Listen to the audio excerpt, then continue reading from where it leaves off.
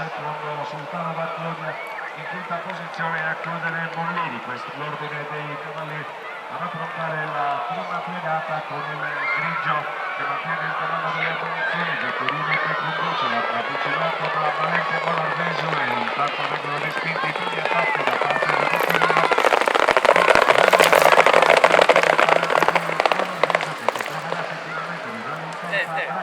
Che va ad attaccare il secondo posto di Valente Bonorveso.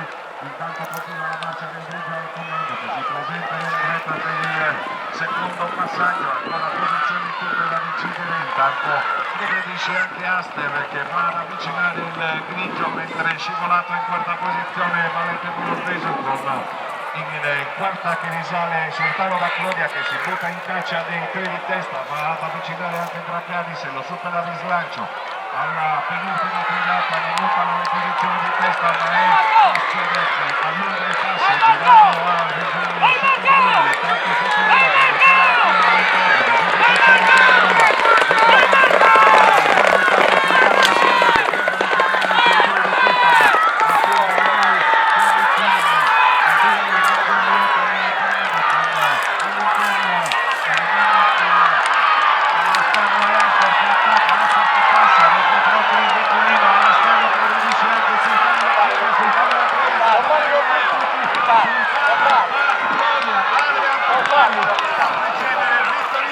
posizione per Astaria al quarto posto conclude Mollini.